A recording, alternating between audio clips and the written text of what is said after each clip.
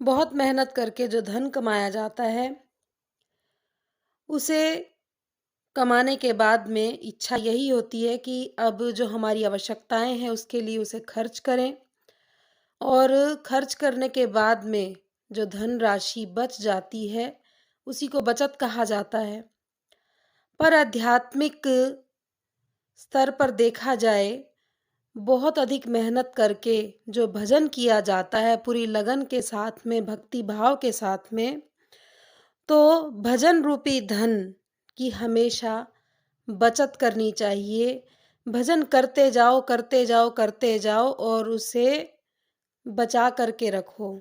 ना तो प्रदर्शन ही हो और ना ही उसका खर्च हो। खर्च कब करें? जब ज़रूरत हो। दुनिया की मान्यता, धन कमाओ, खर्च करो और उसके बाद में जो बचे उसे बचत कहते हैं। पर अध्यात्म की दृष्टि से भजन का धन जोड़ो, बचत करते जाओ और जब आवश्यकता हो, जब ज़रूरत पड़े, केवल तभी खर्च करो। तो भजन रूपी धन की कब आवश्यकता होती है? आवश्यकता होती है परोपकार के लिए। भजन रूपी धन खर्च कब होता है? यदि हम बिना आवश्यकता के ही, व्यर्थ में ही पूरा दिन बातें करने में लगाएं, तो जो हम भजन करते हैं वो खर्च हो जाता है, क्योंकि हमने समय व्यर्थ किया।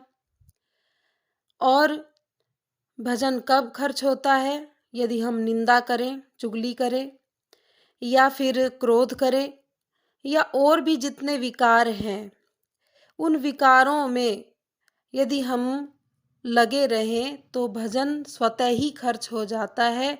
वो खर्च होता हुआ दिखता नहीं है, पर वो खर्च हो जाता है। हमारा भजन रूपी जो खाता है वो खत्म होता जाता है।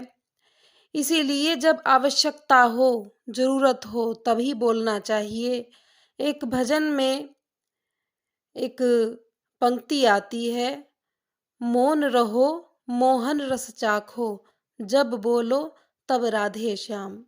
जितना हो सके मौन रह कर के भजन करो। बहुत ज़रूरी है, बोलना ज़रूरी है। बिना बोले काम ना बने, तभी केवल बातचीत संभाषण करना चाहिए।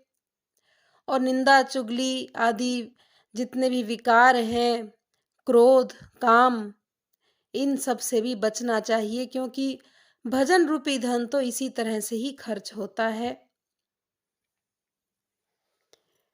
कहा जाता है कि 1 वर्ष किया हुआ भजन, 1 वर्ष यदि निरंतर भजन कर रहे हैं, हर दिन समय निकाल रहे हैं जाप करने के लिए, उनकी याद में,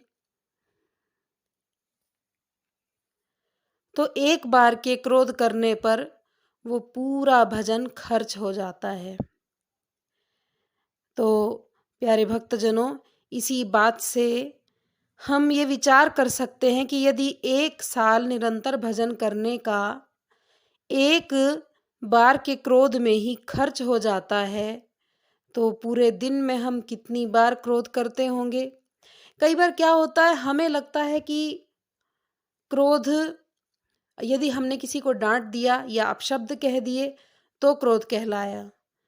पर ऐसा भी तो होता है ना, हम किसी को देख रहे हैं, चाहे हम बात नहीं कर रहे, पर केवल देख रहे हैं, उसे देख करके हमें गुस्सा आने लगे, कुछ ना कुछ मन ही मन में हमारे चलने लगे, उसके रूप को देख करके या फिर उसके बोलचाल के तरीके को देख करके हमें गुस्सा आने लगे, तो वो भी तो क्रोध ही कहलाया।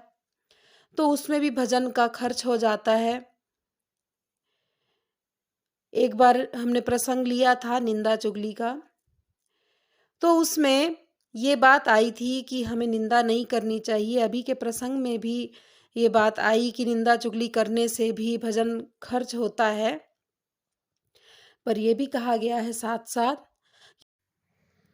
कबीरदास जी ने कहा है, कबीरा यह जग निर्धना, धनवंता नाही कोय, धनवंता सोई जानिए, जाके राम नाम धन होए।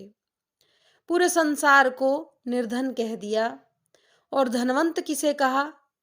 जिसने नाम रूपी धन जोड़ लिया, यानी कि भजन किया, दिन रात अपने इष्ट को जिसने याद किया, वास्तव में तो भजन उसी ने किया, धन तो उसी ने जोड़ा।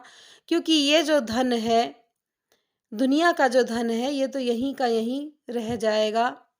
और जिस दिन बुलावा आया परमात्मा का, उस दिन कौन सा धन साथ जाएगा? जो हमने नाम रूपी धन, भजन, जो कि खर्च ना करके हमने जो बचत की, वो भजन जोड़ते गए, वही भजन हमें आगे ले जाने में सहायक होगा। प्रणाम।